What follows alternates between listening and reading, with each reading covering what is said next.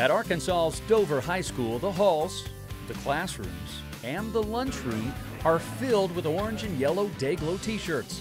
They're worn by members of one of the biggest groups on campus, the Bass Club.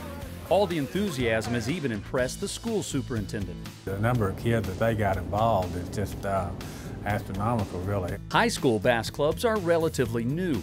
Here, it was the idea of Walmart FLW Tour pro Ray Schiede.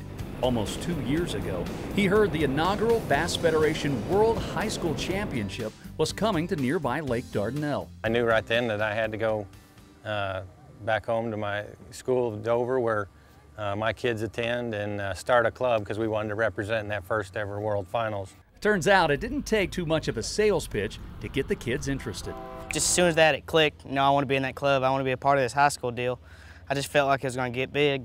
That tournament, I think we had about 30-something in our club at that time. And then here we are just a year later, and we're knocking on the door of 100 youth anglers and the largest TBF youth club in the country.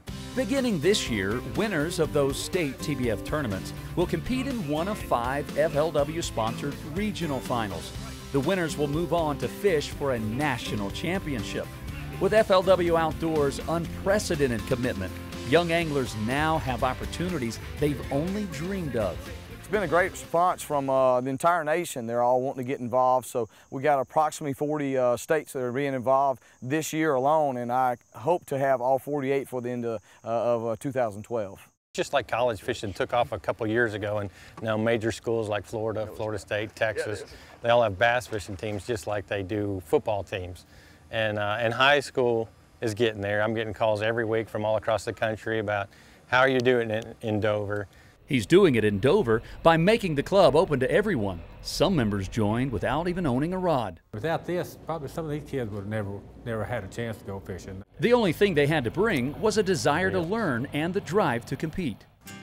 I think that's maybe one of the most rewarding things to me is, man, just because you're too small to play football, too slow to run track or whatever, this sport fits everybody, whether you're male or female or fast or slow. If you've got a competitive drive, it doesn't matter what your frame size is out here. Now students from other schools want the same opportunity. They're welcome too. We'll take anyone you got. I mean, it ain't just Dover fishing, it's just whoever kid wants to come out and fish with us and have fun. You know, we tell them to call Ray and join up. BAYLEE Linker is from nearby Pottsville High School.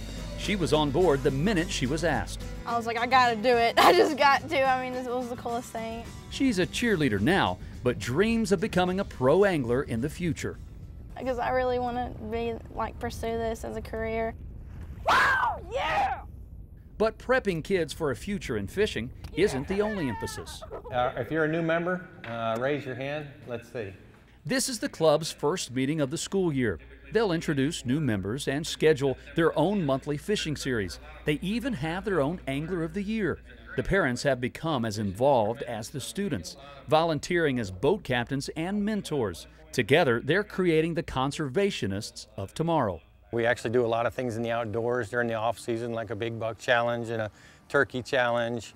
But the way we tie it back to education too is that we do require certain grade point averages for you to participate. Hitting the books before hitting the water motivated Cody Cheshire.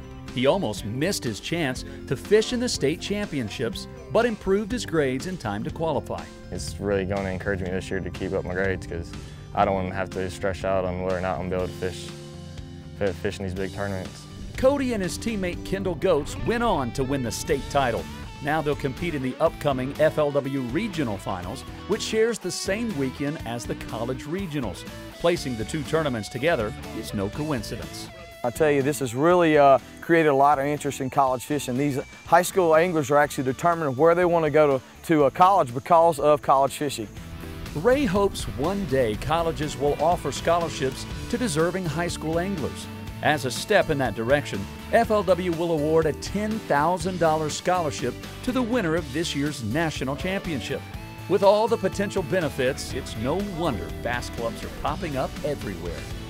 If we had other schools involved, it would be like having a Super Bowl. Rivalries would drive membership and help sustain the clubs. But the best part of high school fishing is that what's learned out here last long after graduation. It is a lifelong sport where most things like football and baseball are over for most everybody when high school's over, and this will go on as long as you live, as long as you want it to. For more on the growth of high school fishing or how to get your school involved, just go to flwoutdoors.com.